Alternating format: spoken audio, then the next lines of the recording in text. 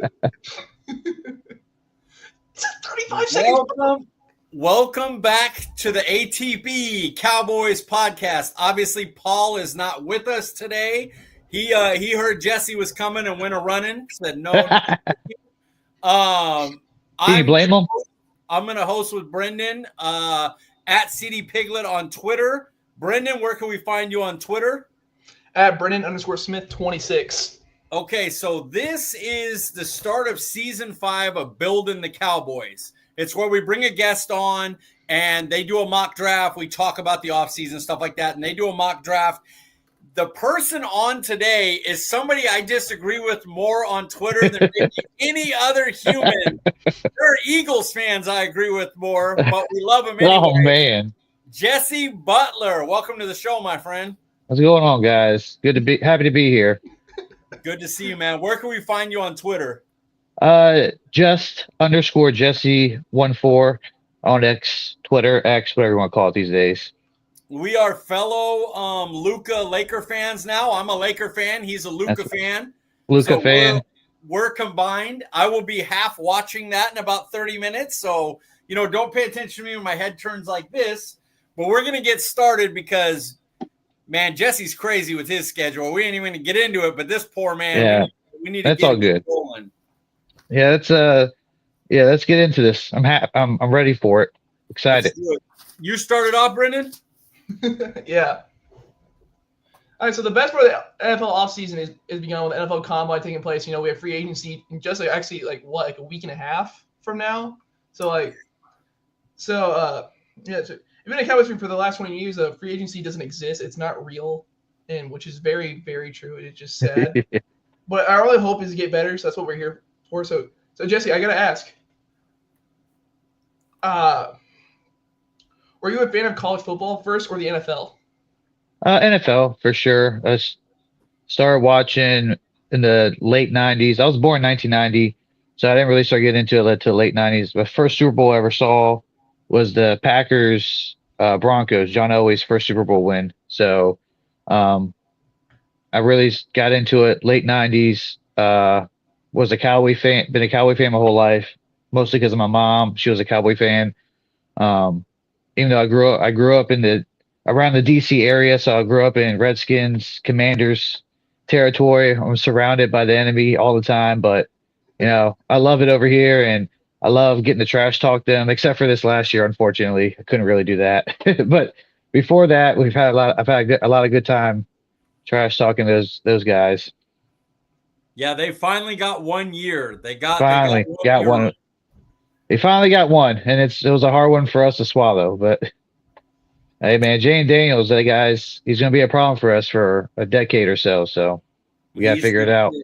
You think the Debo deal got them better, or you think it was too much money for that type of? I mean, I definitely think he's past his prime. He's not going to be. He's not the same Debo he was 3-4 years ago. Injuries. He's the kind of guy that's always nicked up. He's going to miss 3, 4, 5 games a year. But he definitely brings a new aspect to their offense, and he doesn't have to be, he doesn't have to be the same Debo he was. He can take a second seat to Terry McLaurin and Jane Daniels. He was doing what he was doing as a rookie with not much behind Terry. And so Debo is definitely an upgrade over everybody else other than Terry. So I definitely think it makes them a more potent team. But he is being paid a little higher than I would like I don't think Debo would have made sense for the Cowboys, but for Washington, because they have all that cap space to use, it makes sense for them. I agree, Jesse, 100%. Okay, back to the show sheet. Sorry. How long have you been evaluating college players? You could use the word evaluate loosely, but I've watched college football for a long time, and I started getting into the whole draft process at my later years of high school, and then I really started getting into it after high school. So I guess you could say, quote unquote, evaluation of players for like the last 7-8 years, like 2016, when the Cowboys were going to have the 4th overall pick. And I was really like, all right, let's really take a deep dive in these guys and see who the Cowboys are probably going to be looking at. And so that's when I really started getting into a deeper looking at these guys deeper and more in depth and things of that nature around that time. And it took a damn running back.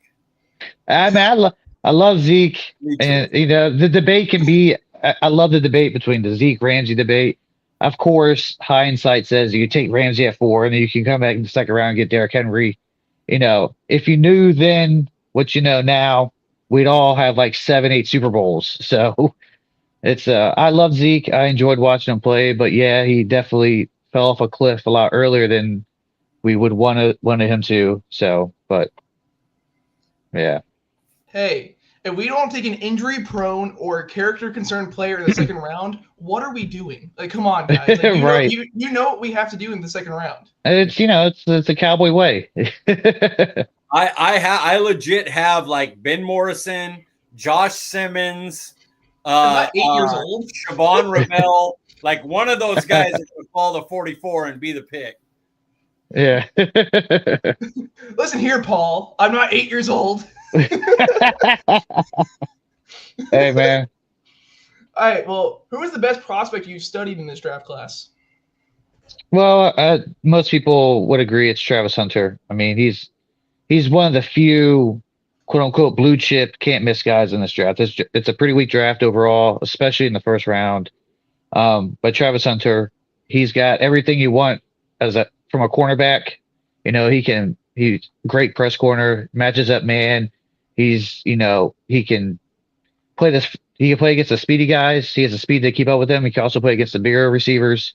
I know the NFL is a totally different animal than college game, especially, he's playing in Colorado, so they don't play a whole lot of the SEC, Big Ten teams who have all the superstars, but he definitely looks like the kind of guy that's going to be, a bona fide starter, bare minimum bona fide starter for 10 years or so, probably all pro guy.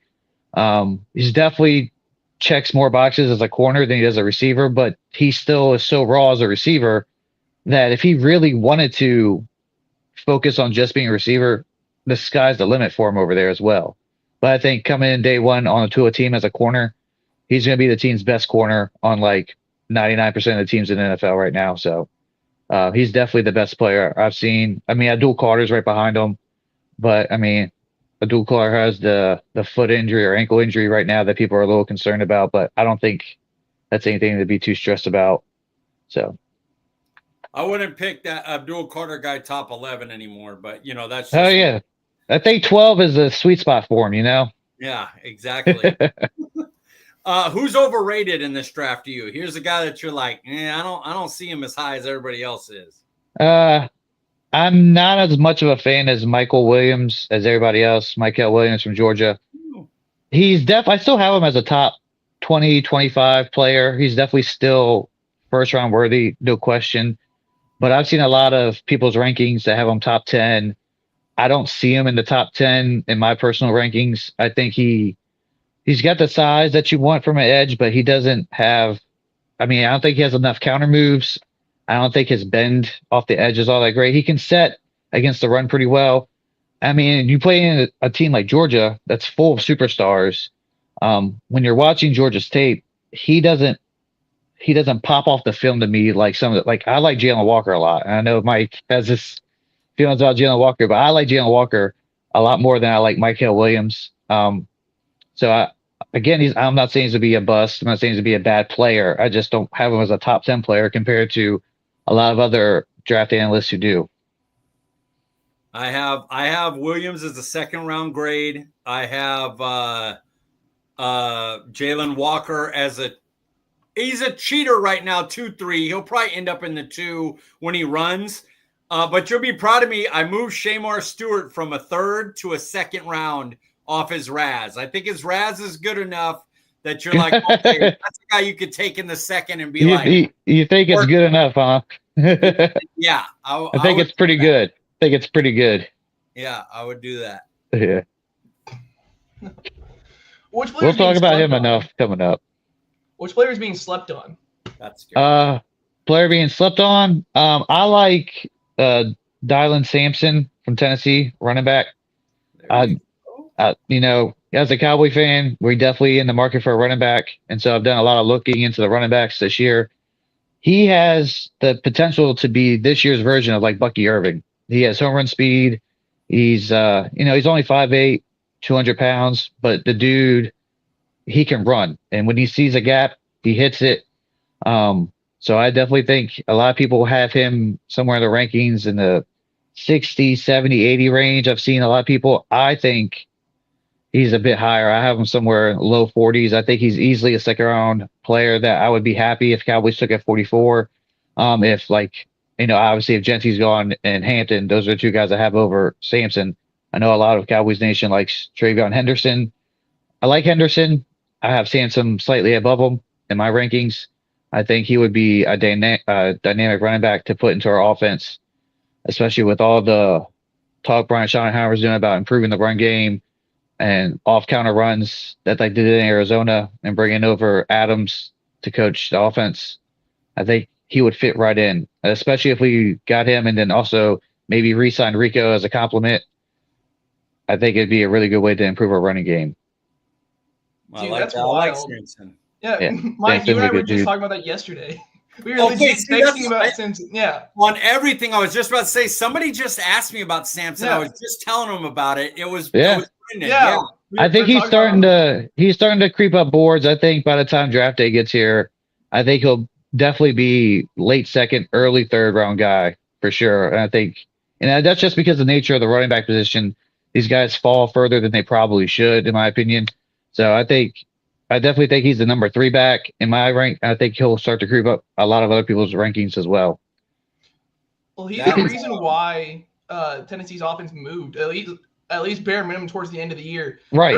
Their QB play was some of the most atrocious thing I've ever watched. Like, I feel bad for the kid. Like, I don't want to bash him. Yeah. Dude, it was bad. Yeah, Sampson is definitely the engine of that offense. And especially you play in the SEC, you play in Bama, play in Georgia. And the SEC it's not like the running backs are going against weaker opponents or anything like that. So if you show out in that conference, it definitely shows that you have the ability to play in the NFL for sure. Yeah, I agree. There's going to be a run on running backs, and he's going to be in that group from like running back 3 to running back like 15. Yeah, and that day 2 is going to have a crazy amount of running backs. There's going to be a lot. Yeah, there's going to be a lot of teams jockeying, trading up 5-4 picks ahead to get in front of guys so they can get the running back that they prefer. Who's the one guy you'd take in the draft if you could pick any one guy to like this? Dallas needs this guy on this team to be like the big start of the turnaround for the team. Well, who would that be for you? I mean, I think obviously you could say Travis Hunter for almost every team. So I'm just going to take him off the board because he's such an easy answer. I think Ted McMillan, receiver from Arizona, would be a perfect player to put into our team and our offense. Opposite CD Lamb, because Lamb's gonna win his matchups 99.9% of the time. So we need another guy to open up this offense. And Ted McMillan, dude's 6'5", over 200 pounds. He can give you that Des Bryant-like, yes, he can. That we've been missing. So especially in the red zone, we've been struggling in the red zone for the last few years, and it's mostly because we don't have that. Other than Lamb, we don't have that playmaking receiver in the red zone, and our running game hasn't been good enough to run it in. So having a guy like McMillan, he's just high points balls. He makes contested catches. Even when the defenders are hanging all over him, he's going to make it a contested catch. And so being able to have that guy on our offense, and then, it's going to free up Lamb even more so. McMillan's going to be able to do his job. Your boy Ferguson is going to be able to run those seam routes, get open. You just got to have somebody else opposite Lamb to really open the offense. We could talk about running the ball as much as we want to. Brian Schottenheimer could talk about running the ball as much as he wants to. We just have to have more receiving options opposite Lamb. And so you look at the NFL, look at the landscape that we're in. Almost all the best teams have multiple receivers that can win one-on-ones. We've talked so much about Dak having the highest, tight window throws throughout the league because receivers just aren't separating outside of Lamb. And so we need a guy that can separate. And even if he isn't going to separate, McMillan in his case, even if he doesn't separate, he'll still probably make the catch anyway because he's just that good and that big. He has the potential to be like a Mike Evans type receiver if he just refines a few more things. He doesn't have the deep speed that Mike Evans has, but he could definitely still stretch the field enough. Dude, Ferguson be 1,000-yard tight end if Tet McMillan Right. were on either side. Your safeties and that seam ball is going all day. Oh yeah, Ferguson's going to eat up the middle of the field with Lamb and McMillan, keeping the safeties out of his area. See, we can keep talking about this if y'all want. Like, I like where this conversation is going. Hey, I love Ferguson, man. I'm with you. I'm a big Ferguson guy. It sucked that he had the year that he had last year because the whole year was disappointing for the Cowboys overall. So, but I really hated seeing Ferguson have the struggles that he had. I mean, he got hurt week 1 and that lingered for a while, but I think a rebound year is coming for our guy. No, if Tet is my dream pick, that's the pick where I'm going to be tweeting so many different words and things because I'm like ecstatic. I think we'd all be. It'd be like CD Lamb all over again. We all wanted. Yeah. We all loved CD Lamb. We thought there was no way he's going to follow us at 17. All of a sudden, you see him creep down. I remember I damn near did a backflip when we drafted, and I can't do a backflip, but I almost thought about it because I loved that we got CD Lamb. And if McMillan falls his way to 12, I might think about doing another one. I won't, but I'll think about it. I jumped in my friend's pool that year. I will jump in my pool. There you go. That'll be the fastest sprint of my life. There. Dude. Most of us would be in that same pool. Full of happiness. Full of joy. So true. Well, is this Cowboys team good enough to go BPA in the early rounds? Unfortunately, I don't think so. We have a lot of holes. We already talked about running back. We've already talked about receiver. I think our defensive line needs some guys, more rotation guys, and even a few starters maybe, depending on what they do with Osa. I know that they're talking about a deal being imminent any day now, which I think is a good thing. Hey, Jess, they announced that they're going, if they can't get a deal done, they're going to tag Osa Odighizuwa. So I saw that. But I know that I think that's just them saying that. I think a deal gets done before the tag. Same. And if they do use the tag, I think they'll have a deal done within a few weeks after the tag because I don't think they wanted. I think the tag's $25 million for his position. Yes. So I don't think they want him eating $25 million of the cap this year. It definitely doesn't help them this year for sure. But also the defensive backfield is a big question mark, especially with Diggs's injury. Jordan Lewis is a free agent. We still have Bland. Bland's a great dude to have. But the safeties could definitely use an improvement. I was a huge Donovan Wilson fan for a while, but this past year, it was rough. It was rough for our boy Dono. And so I think he might be a cap casualty.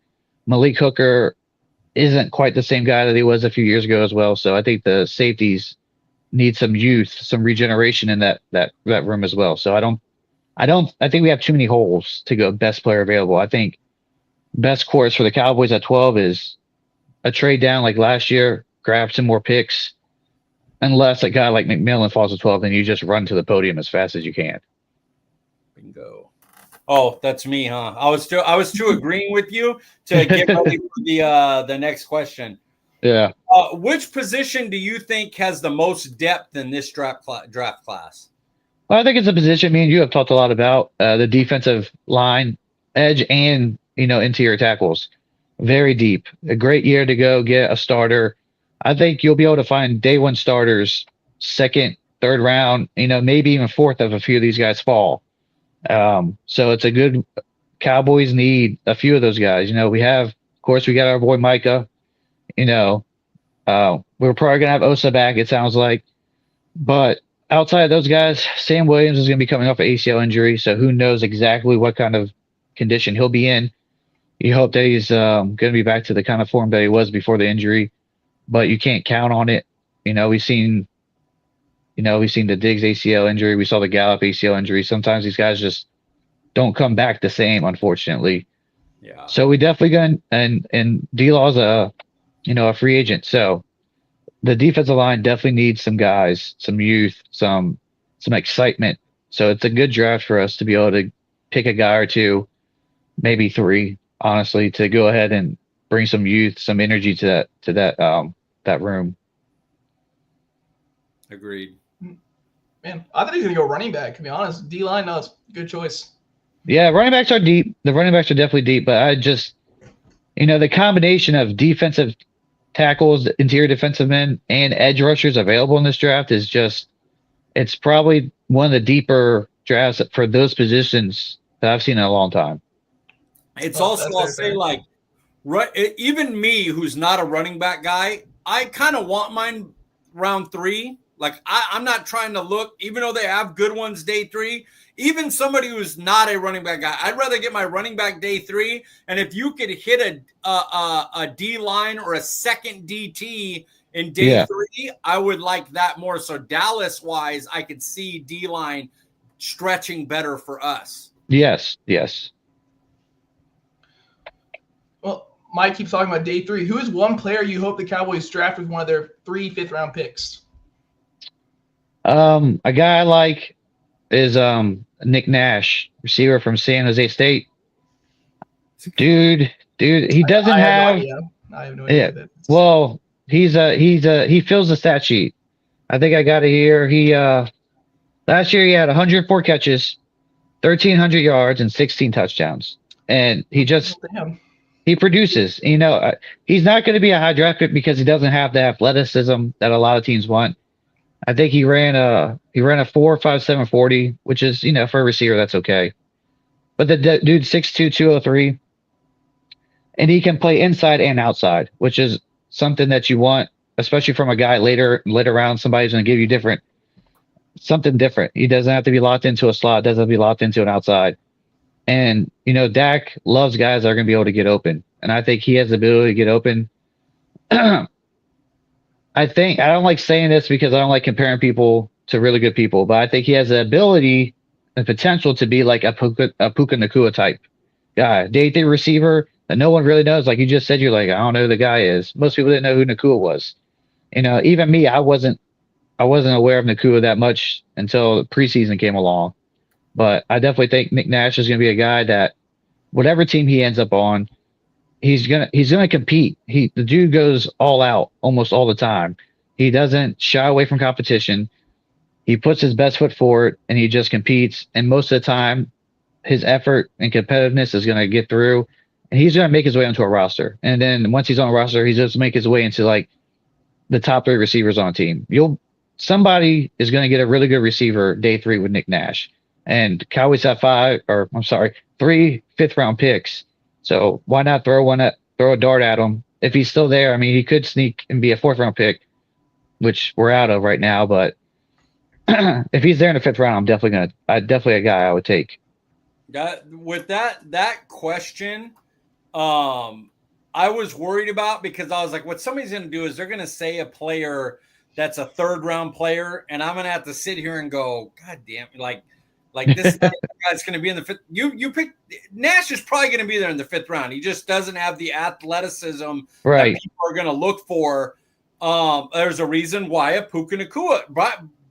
Brian Broaddus didn't even scout Puka Nacua. Right. And he ended up being one of the best receivers right away, a rookie. So yeah, that you picked a good one. I'm proud of you, Jesse. I was scared on that one, but you started us off. Hey man, I'm trying here. Put my best foot forward. You get Nash with one of your 5ths. Now you could trade one of the other 3 for a veteran player. Who are you bringing in? Who are you trying to get? Well, if I have Nash with one of my 5ths, then I had 2 guys listed here as potential trade targets for a 5th-round pick. One of them was Cooper Kupp. If I get Nick Nash, I'm not trading for Cooper Kupp. All right. Yeah. But so then the other guy I'd probably turn my attention to is a guy like Jonathan Allen from Washington. Washington's looking to deal him. I mean, I know he's not the player he used to be. Yeah, but I would take him. I know he's only on the books for this next year right now. About $22 million is his cap hit for the 2025 season. But if we were to get him, put him right next to Osa, got Micah there, maybe we pick up an edge or 2.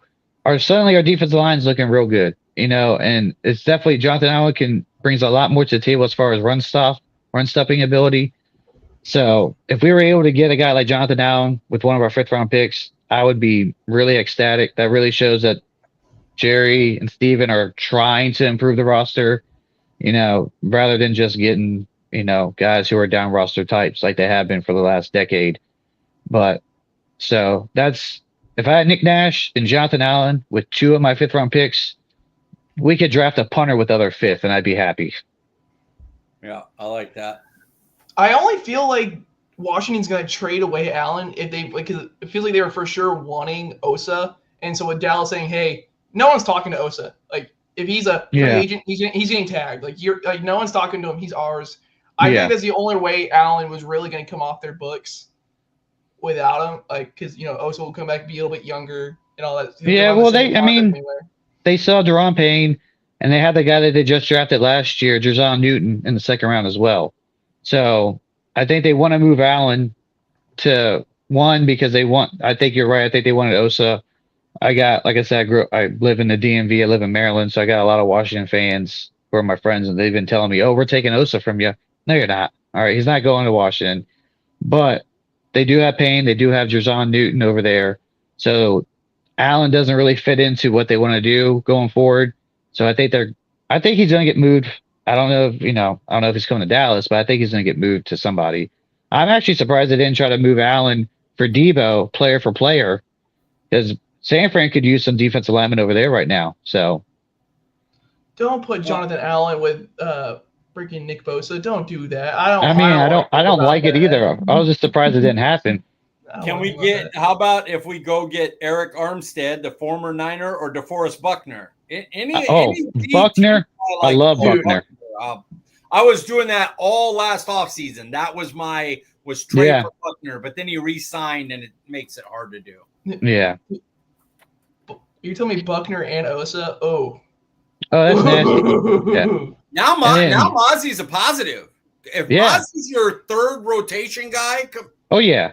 No and then Micah can just feast all over the place. Yeah. Eberflus needs to make some calls, like himself, be all buddy, and like absolutely steal him. Okay, well, which position in this draft is which position is a must draft for the Cowboys? Mike already talked about it. It's definitely running back. Yeah, we got to come away with a running back, and I think the running back has to be like you were saying within the first 3 rounds. Last year we needed a running back, and Jerry decided to all of a sudden say running backs don't matter and not pick a single one. But Rico turned out to be pretty darn good. So I mean, he's a free agent. I don't know what his market's going to be. I don't know if the Cowboys are going to want to pay him. I mean, he was on our team for 5 years. Had injuries like the first 3 years that prevented him from really playing. So he does present injury risk. So I don't know if they want to pay him especially when you have a loaded running back class like we've talked about. So I definitely think running back is a position we have to get a guy in the first 3 rounds. Now it could be round 1 with Genty, could be round 2 with Hampton, it could be round 3 with a guy like Sampson or Henderson, or there's just a lot of different guys. But we got to get somebody for sure.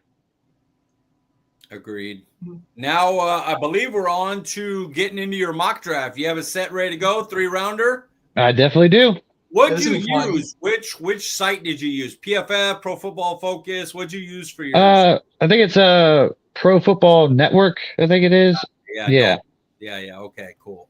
All right. Who you got? Who's first pick? So first pick, pull up my sheet here that I wrote it down on. All right, here we go. Yeah, first pick was you're probably not surprised, Ashton Genty. He was there. I went ahead and it's not bad. You can't get mad at it. I mean, you can't. I know a lot of people don't like running backs early. If this was such a loaded draft class, that you could be like, we got to get another position because we can get a running back later and get a starter at 12. The thing is, the draft, there's no guarantee that whoever we take at 12 is a day 1 starter because the positions and the players they're not day 1 ready like they have been in previous years. So Genty's a day 1 starter right away, no question about it. Similar to how Bijan Robinson was when he was coming out. He's a guy, I would not hesitate to take a 12. The only person, obviously Hunter's not making a 12. Abdul Carter, even with the foot injury, he's not going to make it a 12. McMillan could make it to 12. And so if it's McMillan or Genty, I love both players. I'd be happy either way, but I'd probably take McMillan because I think the running back class is so much deeper than the receiver class this year. So, but McMillan wasn't there in this mock draft, so I'm taking Genty, pick 12. I've even said this. I've said this before. I do not want a running back at 12, but there's no way I could be angry if you get a top 5 player at 12. Like, I'm not going to be like, whoa, we messed everything up. In like round 3, when our best like top 3 players available are running back, I will be like, yeah. But I get it. Like, the guy is a superstar. He should not fall to 12. He shouldn't. There's teams like the Raiders, teams like, there's a few other teams in the top 10 that could use a running back. And there's teams that need a running back and they need a quarterback. And because the quarterback draft is so weak this year, if I was one of those teams, I need a quarterback and I need a running back, I'm going to take the running back who's supposed to be a generational player and then take a QB like maybe Ewers or Milrow in the 2nd or 3rd round. And you're better off, I think, than reaching for Shedeur Sanders and I like Cam Ward. I think Cam Ward has the potential to be a really good quarterback, but he's not a Jaden Daniels. He's not a Caleb Williams kind of guy yet. So, I mean, I love Genty. I have Genty as my number 3 player in the whole draft behind Hunter and Carter. So I'm definitely, like I said, I got no issues taking Genty at 12 whatsoever. And not to mention, he's a Boise State player. Dallas loves Boise State. So it seems like a kind of Cowboy pick in every which way. Yep, I agree. Was it BPA? He was your best player, wasn't? Oh, definitely. Yeah. Like I said, he was my number 3 player on the board. We got him at 12. He obviously he feels a need, but he's also the best player. It's not like we have now. If we re-sign Rico, obviously before the draft, and they give him, let's say, like starter type money, then I wouldn't be too happy with it because I don't know if I liked Rico last year. I just don't know if you pay him like that yet. If you're doing that, just draft Genty. Like, don't right? Exactly. Just you take Genty, you save the money, and you get a better player, in my opinion. So, and then again, Brian Schottenheimer and the coach staff have talked so much about how they want to run the ball, how they want to be more of a balanced team, and Genty does that. Genty also provides as a receiver, so he's just he's the best running back to come out a while. Bijan, Saquon, other guys that you can have the same conversation with. And we see how they change, especially Saquon. I mean, yes, he went to a loaded team in Philly, but we see how the running back, a dynamic running back, can change your offense. And I think having Genty, with a healthy Dak, CeeDee Lamb, an improved offensive line through the coaching, like even if we don't add a single new starter to the O-line, just having a better coaching staff I think is going to improve the overall play of our offensive line. So I'm excited about where our running game is headed next year overall. Hey, Brendan, I'm going to let you have all these questions for the next pick, but I want to ask him this one real quick. With how Dallas handled running back last year, like they decided it's like the analytics team finally got through to them, that it was like somebody like me was going to them and going, don't spend high draft capital, don't spend big money, but they just picked the wrong veteran back. Rico did fine. They just should have had somebody else other than Zeke, like a J.K. Dobbins, something like that. But it feels like the analytics team got to Dallas and said, we can't be big spenders on running back with this other stuff. So do you believe that Dallas would pick Genty at 12, or do you think now they're going to go, this draft is deep? So do you think he fits in Cowboys' plans? What's old saying? It's hard for a tiger to change its stripes. I know what Jerry and them did last year, and they kicked the can. I honestly do think had Jonathan Brooks been available at our pick in round 2, Carolina ended up taking him before he got to us. I do think they would have taken Brooks. I do. I think they liked Brooks a lot. I think the interest they had in him was real. But with him already being gone, then they were like, all right, well, we don't love any of these other backs, so we're just going to kick the can on it right now. And so other players on their board, they just had rated higher than the other running backs. Now we all can look and be like, Bucky Irvin here, some of these other backs that were so, we could have taken had we not, especially traded our 4th-round pick for Trey Lance. So it's going to be, I definitely do think that Genty is a guy that they will love. And so, especially after they do the interview with him, he checks every box that the Cowboys typically look for. High production, does everything the right way. He provides, and more than just like I say, it's a receiver out of the backfield as well. I think he just fits too many boxes for them to pass on if he's there. Now, if let's say it's a situation where Genty's there, but also let's say Sanders for some reason falls. I don't think the Cowboys would take Sanders, but I do think if a team is offering a lot to trade up for Sanders, I think the Cowboys could look at whatever trades are being presented to them and go, we're going to miss out on Genty, but we're getting such a deal in this trade that we will trade back and get a running back later on. That's the only way I think that they would pass on Genty, is if a trade is presented to them that they can't refuse, or like I said, if a guy like McMillan is also there and they got to choose between McMillan or Genty. I do think they might actually pull the trigger on McMillan. But we'll see. We'll see what happens if that comes. I truly believe that they thought Zeke had one more year in him, and that they'll that too. Yeah. The next year. I don't think it was all the analytic as much. I think it was like, we'll roll with Zeke and Rico for a year. That'll be good enough, and then we'll draft the replacement in the draft. And honestly, I think from last year, because we went through the all season, and it was, McCarthy was coaching on a 1-year deal. Dak didn't have an extension until literally the hours before kickoff up to the season started. So we're all sitting here going, okay, this looks like a season where where Jerry Jones and Steven are looking at McCarthy and going, show us why we should give you an extension. We gave you, show us why you are worthy. Even though the roster might not be what you want it to be, if you're a top head coach like you're telling us you are, go prove it. And so that's how I felt. And then obviously the season went as it went. The Cowboys are going to use the injuries as an excuse for why things went the way they were. But I do think that Jerry and Steven, especially Jerry, will value Genty and value the running back position this year. I do think they get a guy in the top 3 picks. I'll be really surprised if they don't. All right. So I'm giving that a B, because I don't really want running back, but you got a top 5 guy. I can't be mad at it. You get a B+. Okay, I'll give you a plus. I'll take it from you, Mike. I know you're a tough grader. Yeah, Mike's being nice. I don't like this. What the heck? We get bullied with our takes, and you're being nice to Jesse. Okay, B+. I'll argue with him online. Okay, go ahead, Brendan. You get all of selection 2. I apologize.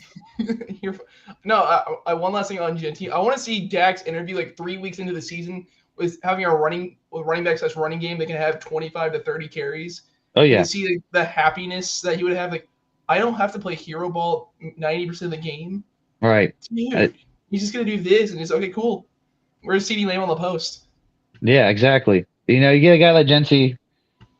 I think he just it would be similar to the 2016 season with Zeke. I'm not saying he's going to lead the league in rushing, especially when you get Saquon and Derrick Henry so productive. But it's going to be vibes, those kinds of vibes this year if we get Genty. But now you have a quarterback you can throw for over 30 touchdowns. Unlike Dak, you're like, well, if you get me 23 to 25, we're good. Yeah. First running back screen to go over 50 yards since 2016. If we have right. All right. Well, we're on round 2, pick 44. What's the pick? Oh, I got one here that Mike will love. I'm surprised he was there. Honestly, Shamar Stewart, pick 44. This guy. Me and Mike have gone back and forth about this guy, and so I'll give Mike credit. He's right in some of the criticism with Stewart. He's a guy that did not produce. If you look at pure stat sheets, he didn't produce. He had 1.5 sacks last year. When you look at him on tape, he's a guy that struggles to finish at the quarterback. He gets pressure. He gets quick first step. He beats offensive linemen. He just struggles to bring the quarterback down. But I believe in disruption is production. You know, if you're an edge rusher or defense lineman, if you're blowing up a play in the first second, 2 seconds, you're making things difficult on the quarterback.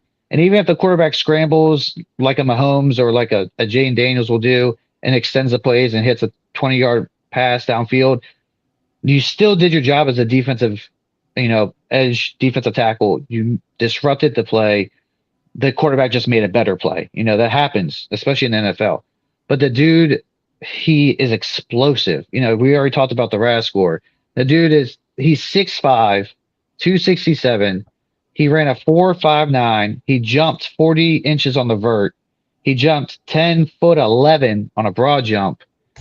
And the dude he just jumps out of the water. You remember those old videos? People used to always show those videos of guys jumping out of pools. Pretty sure he could do it if he wanted to. The guy has got. Uh-oh. Did I lose sound? I lost sound on you, Jesse. Can you? No, I can't hear him either. I lost sound on you. I think your mic cut out.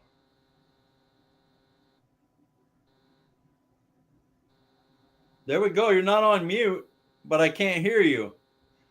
Yeah, I just hear a weird buzzing sound. No. Okay, well, I'm going to let Jesse fix his thing. Shamar Stewart, super athlete. The RAS score shows that. My worry about him.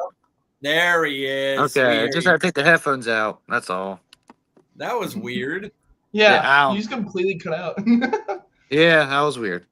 It's Paul's But you fault. go ahead and finish you can finish what you're saying, Mike, about Shamar. Okay. You can go ahead and say all the bad stuff, and I'll say the good stuff. Here's my thing on Shamar. I had a 3rd round grade on him based on his tape. So yeah.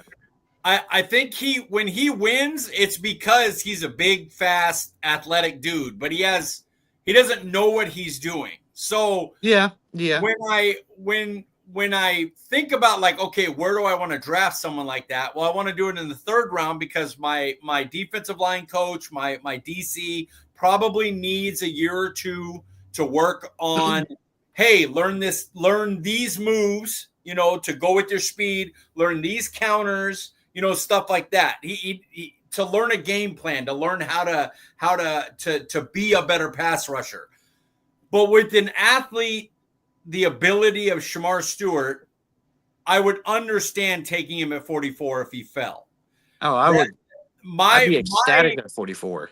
Yeah, my worry is that people are going to want him at 12. That's scary. That's rich. It's rich, and for all the reasons you said.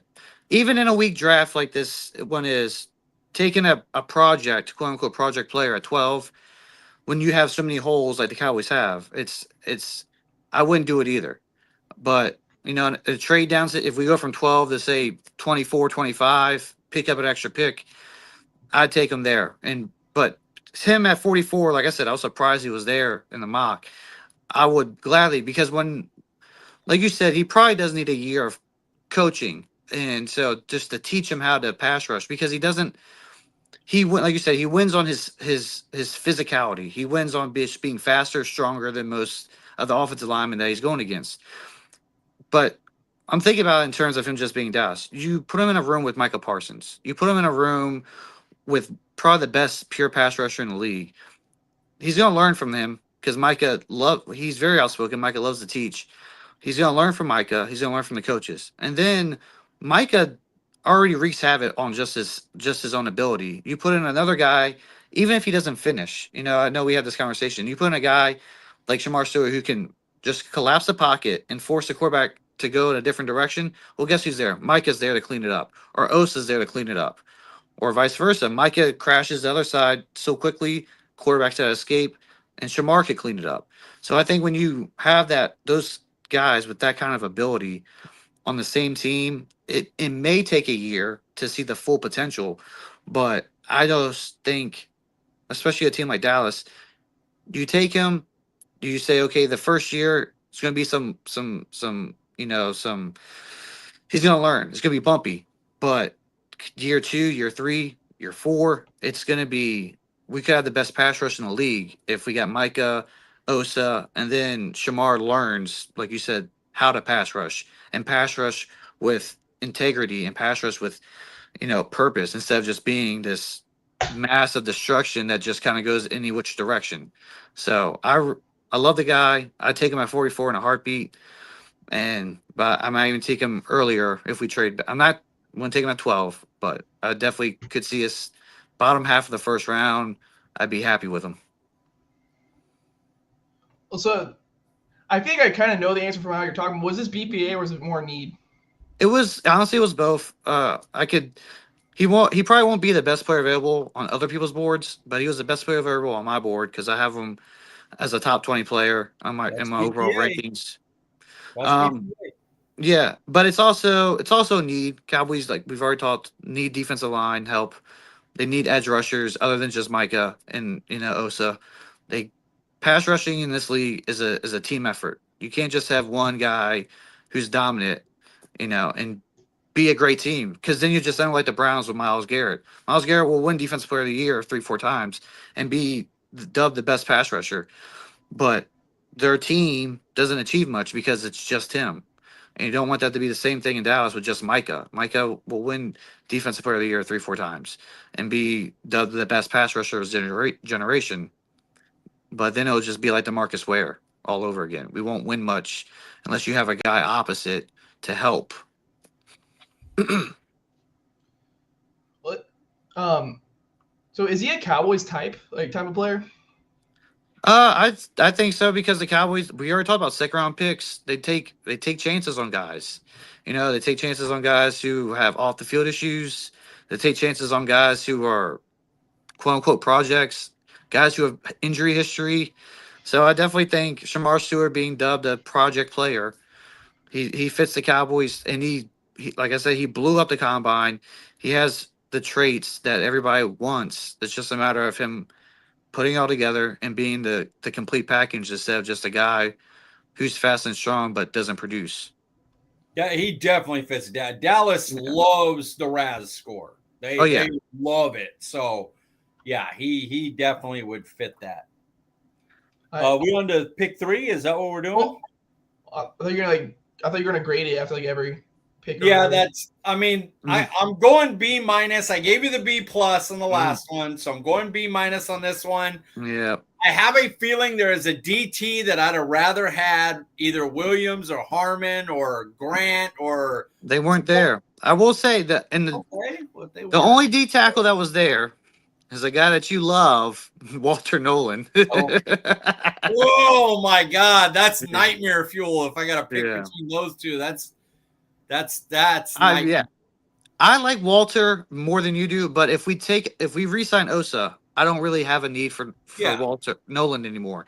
So the reason me and you had conversations about Nolan was the idea that Osa was going to be gone. If Osa's back, I don't care for Nolan unless he somehow falls to the 5th round. I'll take him then. But with Osa back in Dallas, I don't need Nolan because they do pretty much roughly the same type of play, and Osa does it better. So I'm not really in on Nolan right now, knowing that Osa is going to be back in Dallas more than likely. All right, hot take. I think Nealon is going to end up being a better defensive end than Shamar Stewart. See, depends on what you mean by better. If you're talking about just sacks, I don't think so. But Nealon is better all around. I think Nealon will be more towards tank than Shamar. Shamar might be an 8 to 10 sack guy. Nealon probably a 6 sack guy. Yeah, but he plays the run better. He holds the edge better. Yeah, Nealon is definitely. When we took him last year, a lot of people were saying he is the future replacement for Lawrence. Whether that's this year or one more year if we re-sign him. But Nealon definitely fits more of that archetype of D-Law, whereas Shamar Stewart fits. He'll never be Micah, but he fits more of that mold of just a pure pass rusher with all the run fast, jump high, knock people over type ability. Yeah, at his best, he could be I'm talking best. He could be like a Myles Garrett type because he has enough size, enough speed to do all that. And they kept showing the measurables at the combine because they both are 6'5". Well, Garrett was 6'4", Shamar 6'5". They both weighed over 260. and they're like both of them are one of 4 players ever at the combine to jump 40-inch vert and run, a force of 4.460 or 40-yard dash. Sorry. So they both have that athleticism. Now, whether Shamar ever gets to that level, that would be like hitting the jackpot if he turned into a Myles Garrett type. But even 80% of Myles Garrett is a hell of a player. Well, so now we're on round 3, pick 76. Who do we got? There's a few guys here I went back and forth with. I wanted a receiver, but unfortunately there's no receivers at this pick that I valued enough to take at 76. It is a fairly weak receiver draft, and I think you could get guys, like I said, Nick Nash in the 5th. There's a few other guys that I could take in the 5th round as well and be okay with. So I went with Kobe Bryant, quarterback from Kansas. The cornerback room, we already kind of talked about it, is going to be a big question mark in Dallas with Trayvon Diggs' injury. I've heard that they might trade him, might even just cut him, which, I understand, but it sucks to hear that because he was such an awesome ball-hawking guy at his prime. The injury, obviously, is taking a lot of that away. He's not the same guy. And then, obviously, Jordan Lewis is a free agent. So cornerback is a sneaky need for sure. DeRon Bland's the only guy you can count on right now. Kobe Bryant, he's 6 foot, 180, so he's a little bit of a slimmer build than a lot of the other corners. But like Trayvon Diggs, dude's a ball hawk. He had 4 interceptions last year at Kansas. I think he has 13 career interceptions at Kansas. He fights. He's not afraid of the bigger receivers, even though he's a slimmer build. He plays bigger than what he looks. He's not afraid to fight at the jump ball. He's not going to shy away from competition. He plays better zone than he does man. And so I'm still not sure what direction we're going in Dallas, whether it's zone or man. I've heard both from different sources.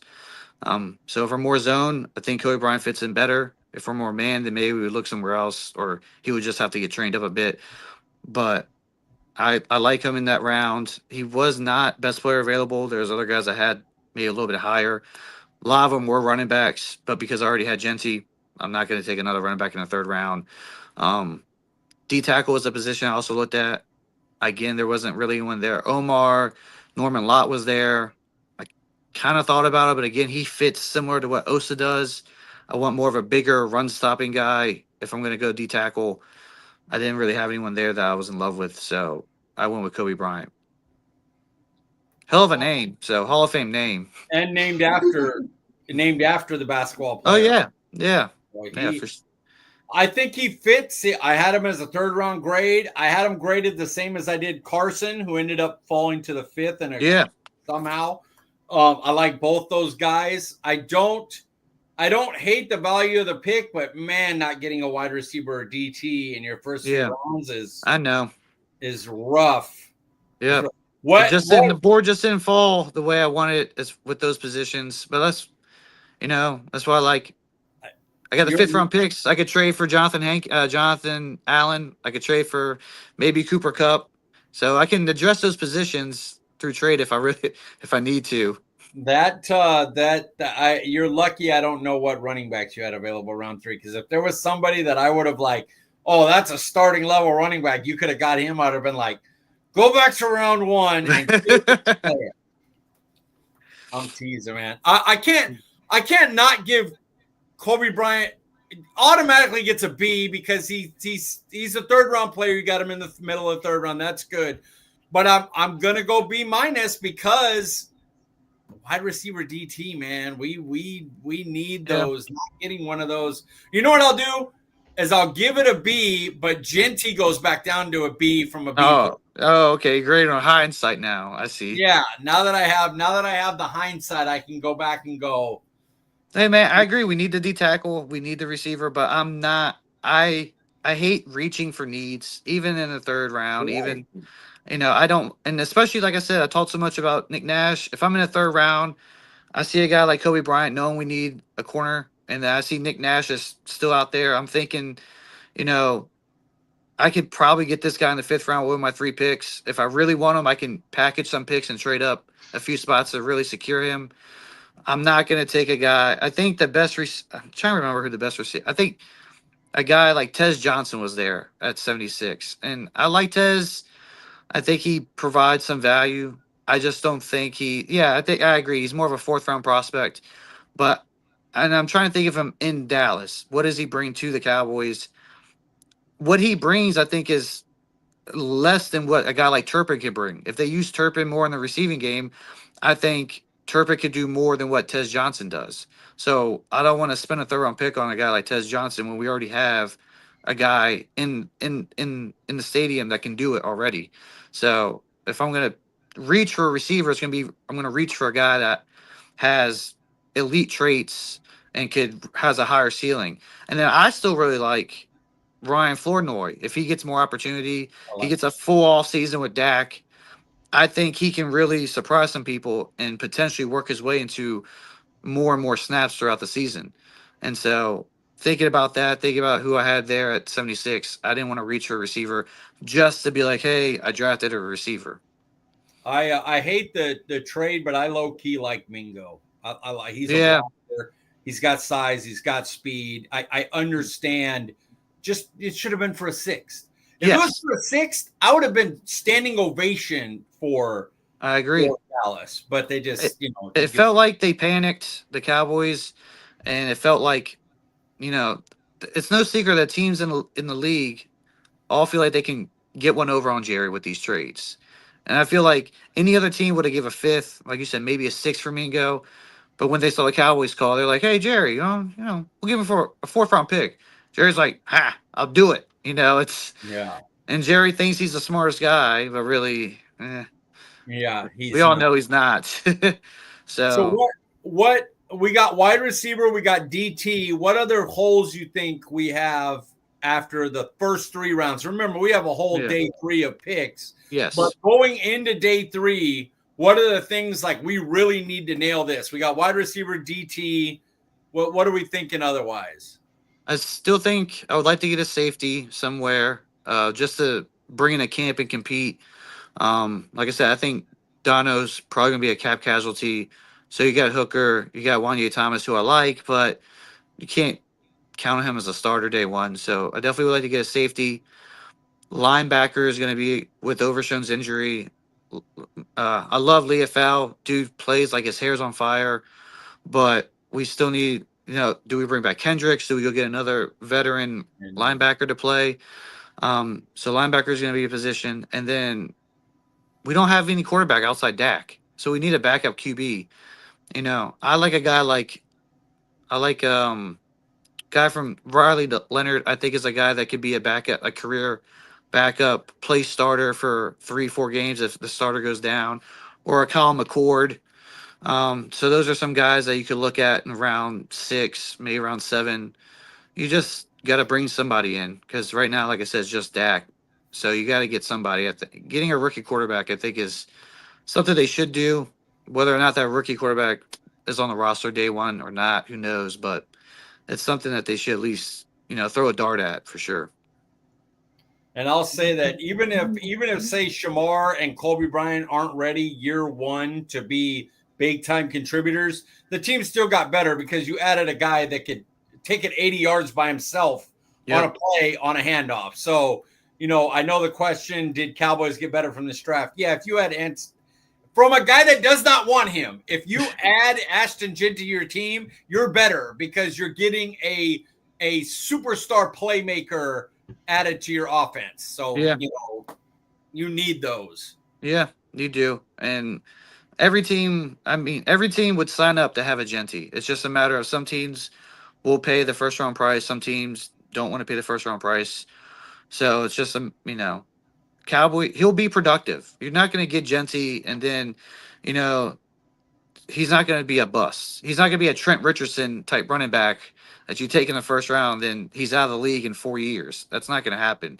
He's going to be productive, but, of course, the question is going to be, does it translate to postseason success? Does he make the team good enough to be, get us to the NFC Championship, get us to the Super Bowl? with the way the league is moving back towards running back or running game, not necessarily running back, but having productive, dynamic running attacks, whether it's one guy or three guys, you got to have a productive running game. And this, because it's like a pendulum. For 10 years, it's all about the pass game and stopping the quarterback, stopping the receivers. And then all those DBs get better, but the linebackers and D tackles get smaller because you want speed. And then the offenses go, okay, now we're going to start running it again. And that's where we're at. They got all these small running back linebackers, small defensive tackles. It's hard for them to stop the run. And so the offense is going back to running the ball. And then when defenses get bigger again, they'll swing back to passing in another 10 years or so. It's just how the nature of the league is.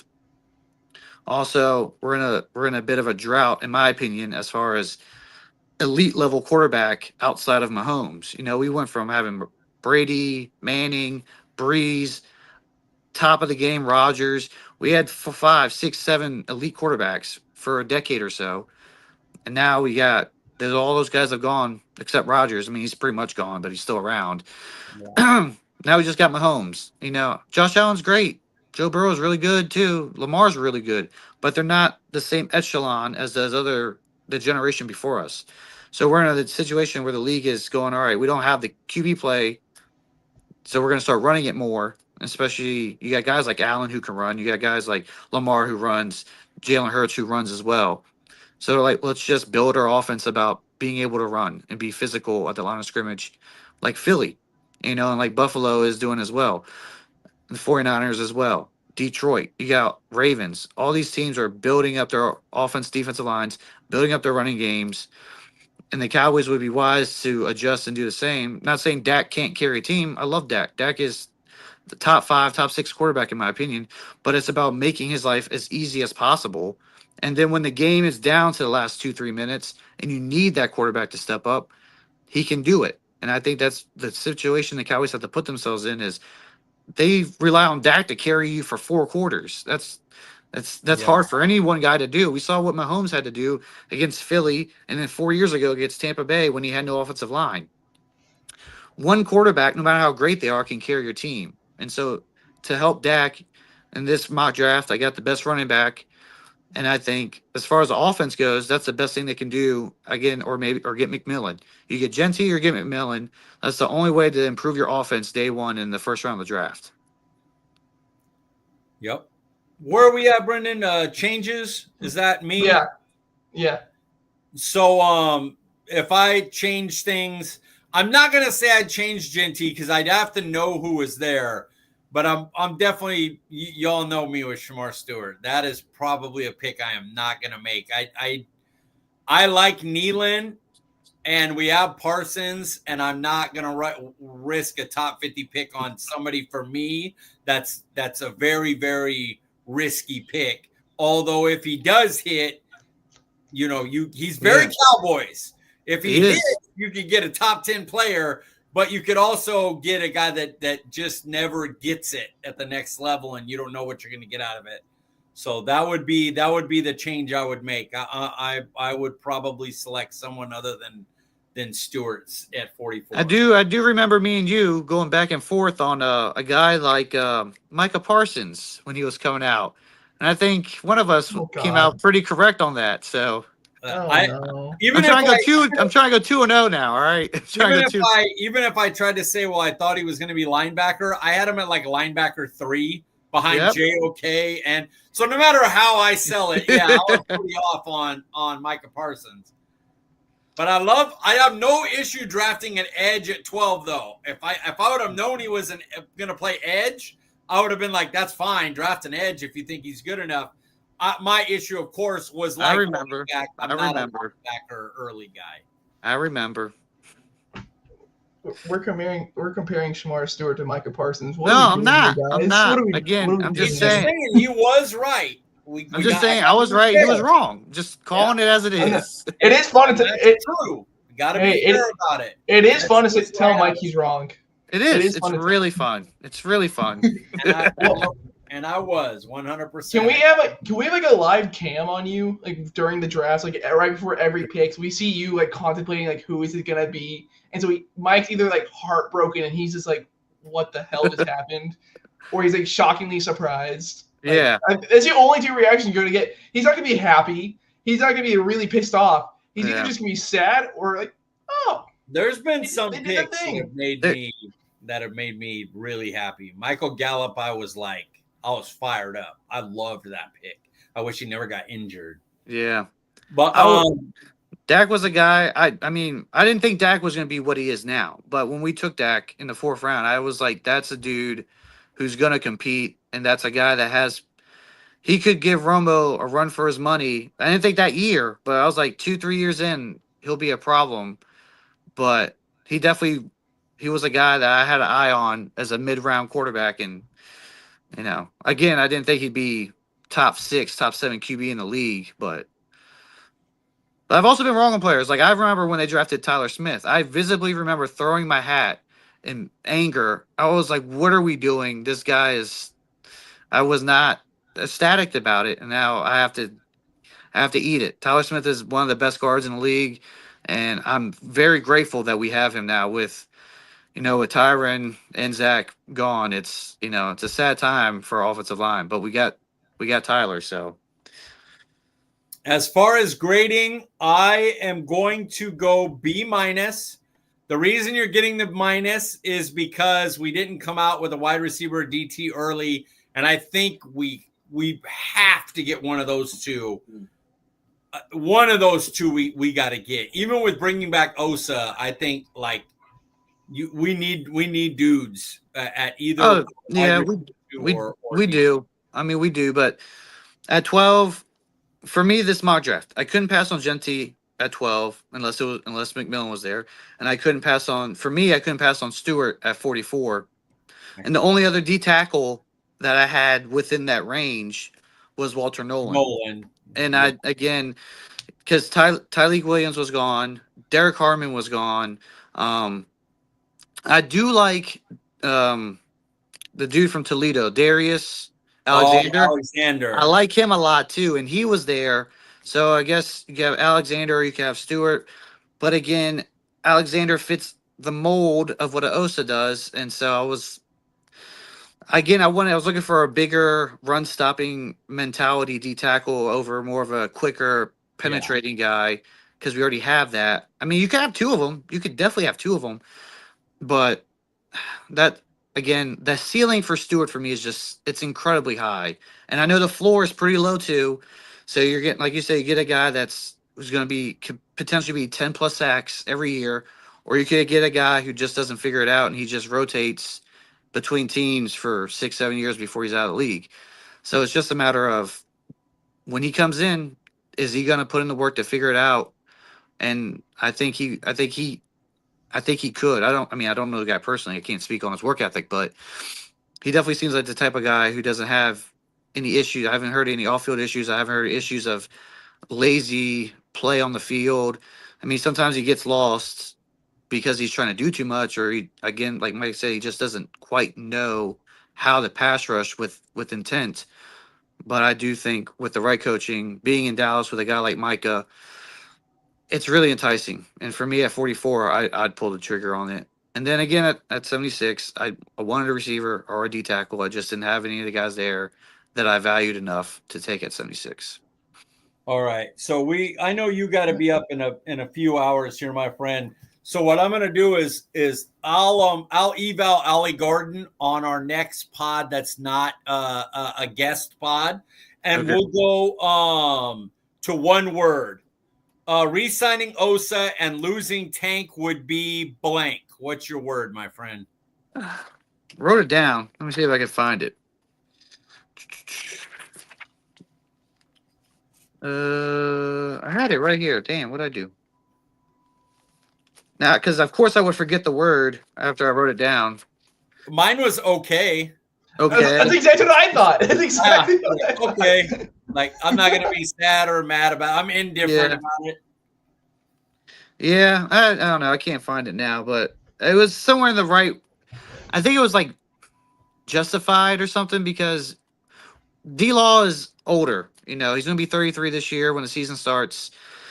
He's coming off an injury. He only played 4 games last year. I know that the 2 years prior he played every game, but 2021 he only played 7 games because of an injury.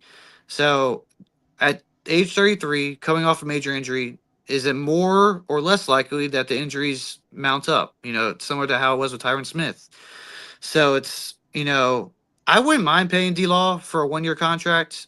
If the price is right. I know what he means to the Cowboys. I know what he means to the locker room. I love D-Law. He did it the right way. Even I know there's a lot of people who gave up on early because he wasn't getting the sack numbers, but he just played the run so well, and he was one of the few guys on the defense that played the run. He was one of the few guys you could count on to set the edge, get penetration, and then they forced running backs to go backside, and then of course nobody else was there to contain them, so they go for a big run. But you got to pay Osa. He's only going to be 27 season starts. He's coming off his best season. He's coming off his best season in a year where the defense as a whole wasn't very good. So you can only imagine where he could go if the defense gets better. Micah was hurt for 4 or 5 games, and then he was also compromised as well with the injury.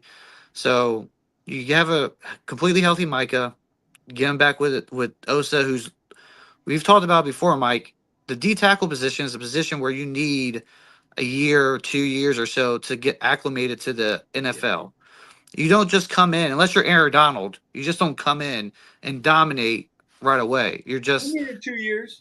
Yeah, even Aaron Donald took 2 years, or even the best of the best take a year or so, because the offensive linemen you're playing against are just so much bigger and stronger than they are in college.